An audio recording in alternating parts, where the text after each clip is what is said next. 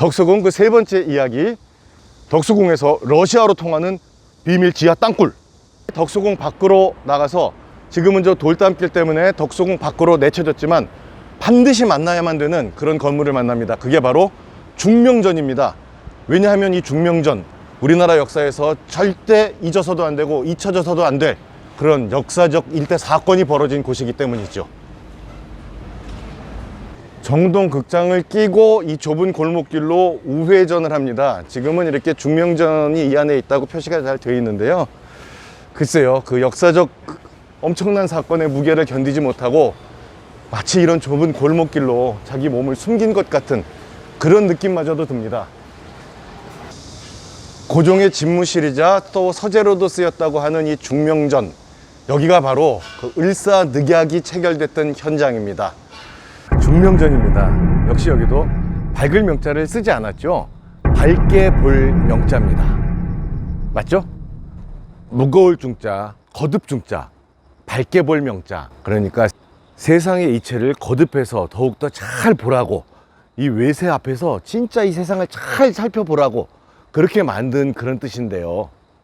우리나라 역사에서 가장 어두운 그런 아픈 역사를 가지게 된 저 중명전 2층에서 고종이 반감금 상태로 계속 조약에 서명할 것을 강요당하다가 끝끝내 거부하자 외부 대신 박제순이 거기다 자기 도장을 찍습니다. 무슨 뜻인지 아시겠죠? 그냥 쉽게 말해서 을사늑약, 을사조약은 한마디로 원천무효, 그 명명백백한 증거라는 겁니다. 아니 세상에 나라 간의 조약인데 국세를 찍어야지 누가 개인 도장을 거기다 찍겠습니까? 을사조약, 을사늑약은 그 시작부터 끝까지 원천적으로 완벽하게 무효라는 겁니다. 이렇게 역사는 다 흔적을 남깁니다. 러시아 건축가 그 사바틴의 작품이고요. 지금은 이렇게 덕수궁 밖에 내쳐져 있지만 이 중명전만큼은 한 번은 꼭 들러야 된다, 저는 그렇게 생각합니다. 물론 우리 역사적 교훈을 다시 생각해내는 것, 그것도 중요하지만요, 아니 그거 말고도 그건 당연한 거고요. 자, 이제부터 앞으로 펼쳐질 어떠한 일에 결정적인 장소와 연관이 되기 때문입니다. 중명전.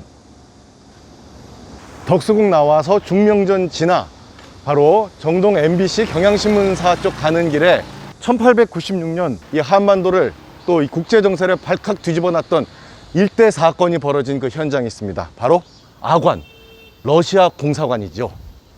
이렇게 쭉 올라오다 보면 저렇게 삐쭉하게 지금 무슨 탑처럼 남은 그런 건물이 하나 보입니다. 저 건물이 바로 아관, 러시아 공사관이죠. 아관 파천, 다 기억하시죠?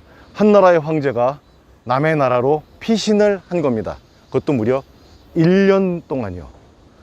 그러니까 1년이란 기간 동안 덕수궁에 있는 신하들을 만나러 갔거나 또 신하들이 덕수궁에서 이쪽으로 올라왔을 텐데, 그렇다면 그 당시 일제의 삼엄한 경계를 뚫고 어떤 길, 어떤 통로를 이용했을까요? 자, 저 아관 저쪽에 덕수궁으로 통하는 비밀 땅굴 입구가 있습니다. 지금 아관 근처가 다 공사 중이어서 지금 찍을 수가 없는데요, 아관하고 굿데이신문사 쪽 90도로 연결한 바로 저쪽, 저기가 그 통로 입구예요. 지금은 저 안으로 들어가면 25m쯤 가서 막혀 있다고 그러죠. 전 실제로 들어가 봤어요. 근데 예전엔 정말 저 밑에 중간중간이란 공간이 있어서 미행까지도 따돌릴 수 있는 그런 지하 땅굴이라고 합니다. 그렇다면 여기서 궁금증이 하나 더 생기죠. 저 땅굴은 과연 지금 보이는 저 덕수궁, 덕수궁의 어느 쪽으로 연결이 되어 있었을까요? 지금까지 힌트는 정말 많이 드렸거든요. 자, 정답 60초 후에 공개합니다.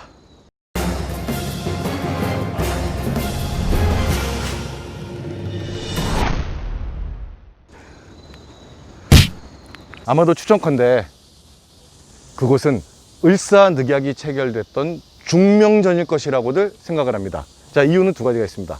첫째, 이 러시아 공사관이나 또 중명전 모두 러시아 건축 설계사 사바틴의 작품이고요. 그리고 두 번째는 그때 당시 중명전이 분명히 저 덕수궁 권례 안에 있었습니다.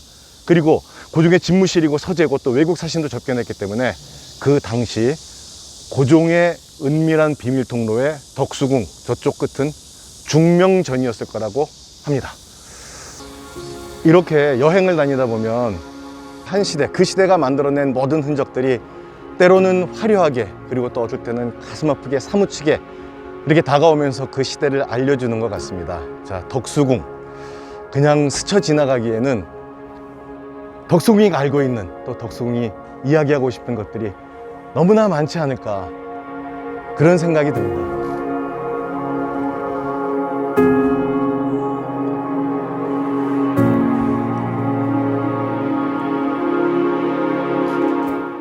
제가 덕수궁 바로 이곳에 촬영을 왔을 때가 2003년 1월 첫째 주입니다. 그때 날씨요, 한 영하 10도였고요.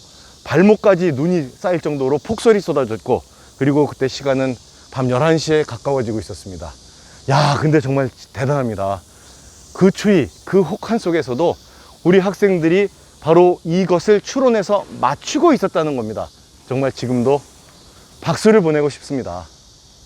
너무 반갑습니다. 네, 반갑습니다. 예.